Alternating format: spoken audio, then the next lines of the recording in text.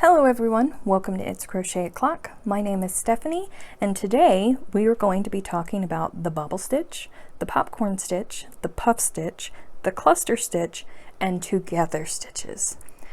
Now some of you may be thinking, but Stephanie, you already have videos on all of these. Yes, that is entirely true. I will link them in the description box below for you to see.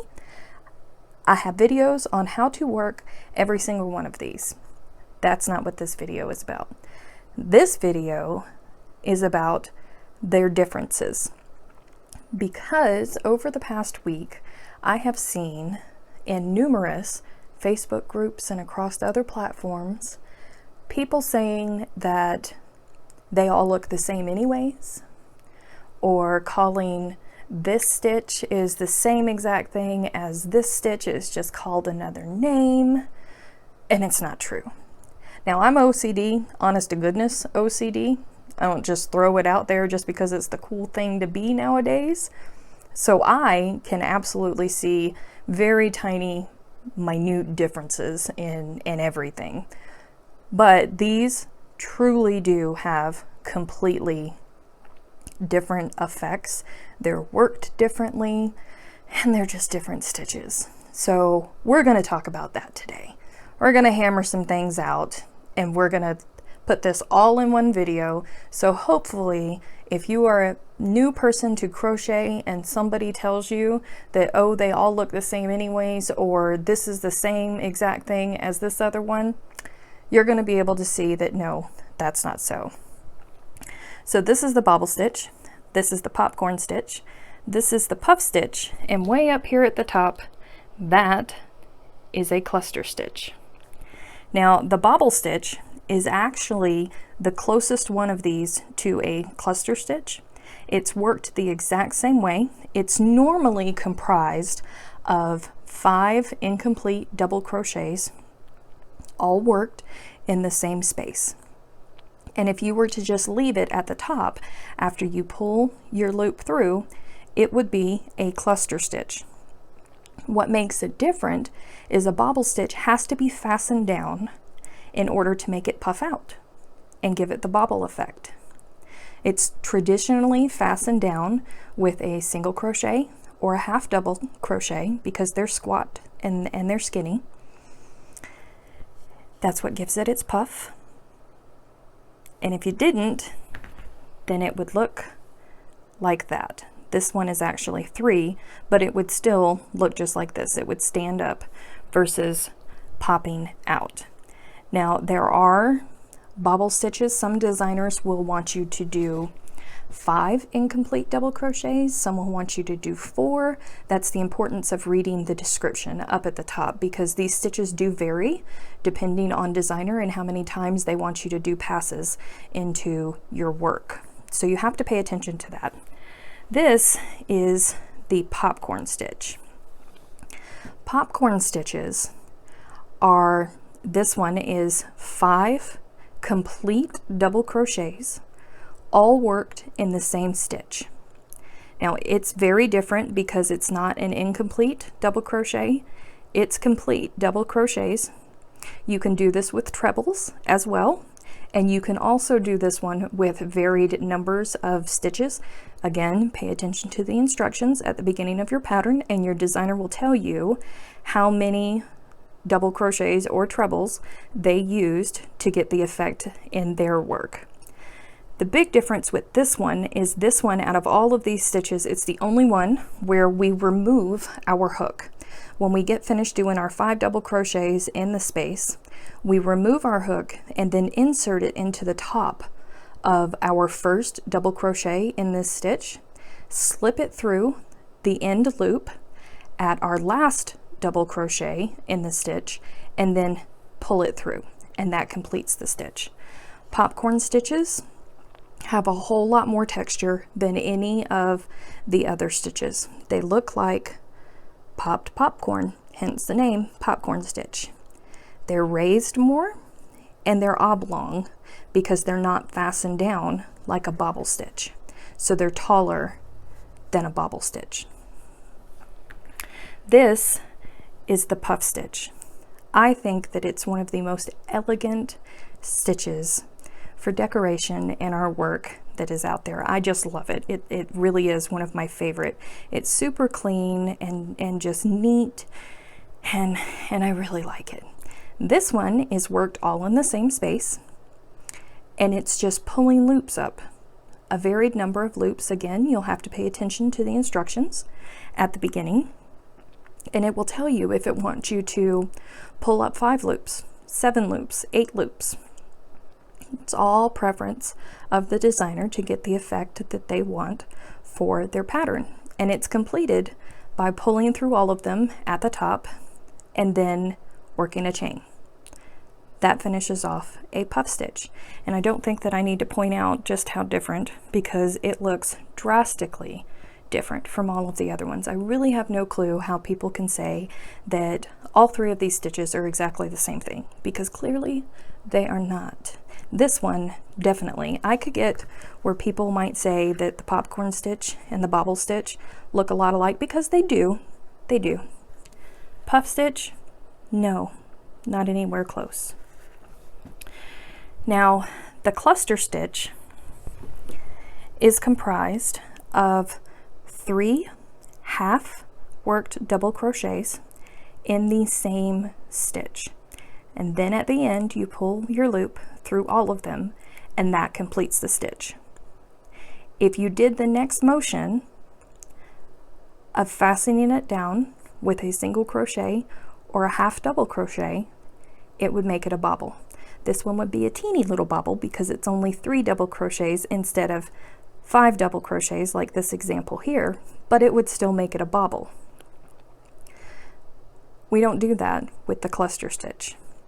Now here's where I get triggered because this happens so much, and I have seen it over the past week over various Facebook groups, and I've been seeing it for a really long time, where people call together stitches the cluster stitch, or they say that a together stitch and a cluster stitch are the exact same thing when they're not.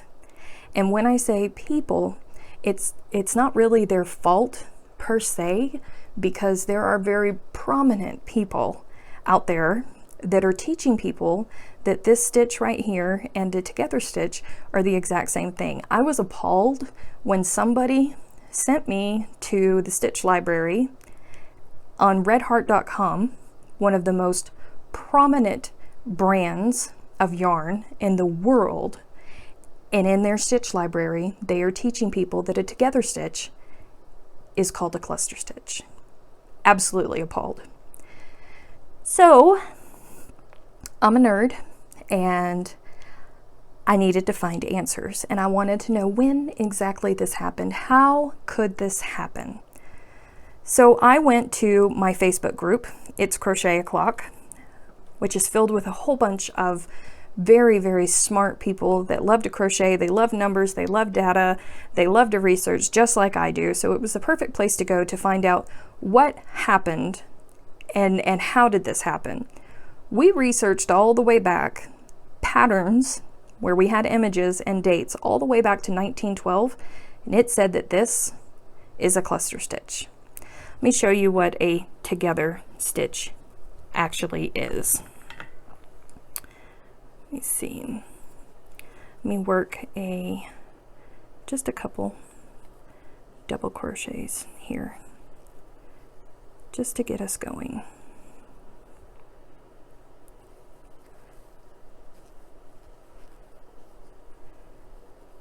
Now, like I've said before, I have videos on all of these, so if you want to see how to work them, you can check the description box below and you can go see that. But I'm going to show you this because this is important, and I think that people that are in a position of teaching, and whenever they put up blogs or information and they have a large following, they also have a very large responsibility to be teaching properly and not passing on incorrect information. And that's happening, unfortunately. So I'm going to show you. Okay, a together stitch. We're going to do a double crochet 3 together, which a lot of people call the cluster stitch. So to do this, you would yarn over, insert your hook into the next space, yarn over, pull through, 3 loops on your hook, yarn over, pull through 2 loops on your hook. We're going to stop right there. Now we're going to work into this next stitch. Yarn over, insert your hook into the next stitch, yarn over, pull up, 4 loops on your hook, yarn over, pull through 2, 3 loops on your hook. We're going to do it one more time into this third stitch, yarn over, insert your hook, yarn over, pull up, 5 loops on your hook, yarn over, pull through 2, 4 loops on your hook. To complete the together stitch, you yarn over and pull through all 3. So that's a together stitch. I'm going to place just a couple more double crochets here.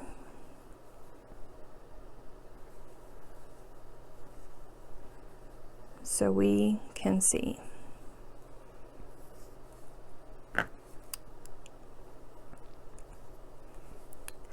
So this swatch was 29 stitches all the way across. It was 29 stitches. If I continued putting double crochets all the way across here, I would have 27 stitches, because a together stitch is a decrease stitch. It turned 3 spaces into 1 space. A cluster stitch does not do that, because everything is worked into 1 space. They are started out working the same, but the together stitch works over 3 spaces where a cluster stitch does not. Now this is not a situation of them just renaming something or regional differences, because the cluster stitch, during our research, we actually learned that the cluster stitch used to be called a pineapple stitch, and it was interchangeable. If somebody said pineapple stitch in their pattern, this is what they meant. If they said cluster stitch, this is what they meant. So the name changed at some point, but it was still the same stitch. In UK terms versus US terms, a double crochet in UK is the same thing as a single crochet in the United States, or US terms. But it's still the same stitch. It still worked the same.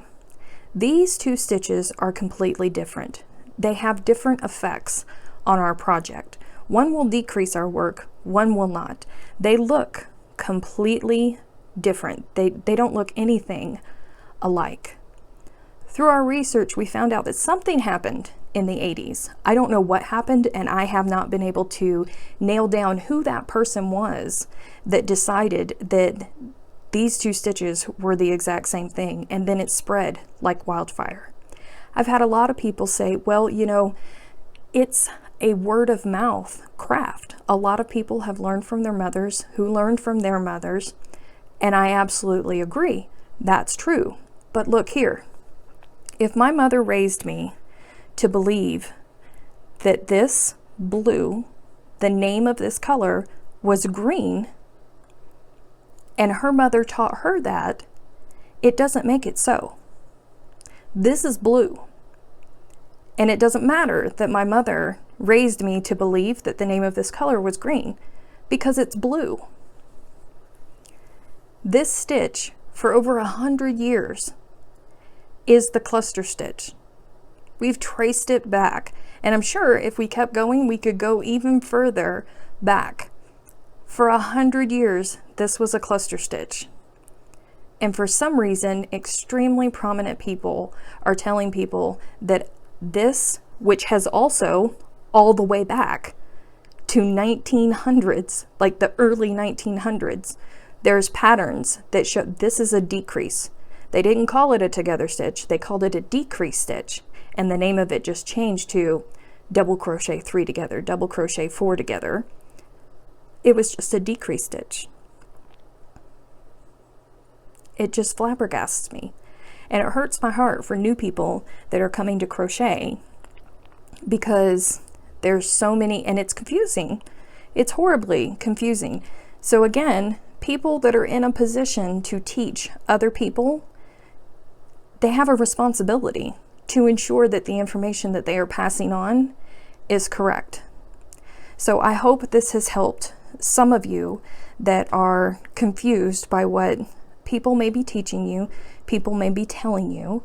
And I hope that this serves as a reminder that, you know, there is issues out there, there are regional differences, and how important it is to look at the beginning of patterns and read the stitch descriptions from each designer, because we do all crochet differently.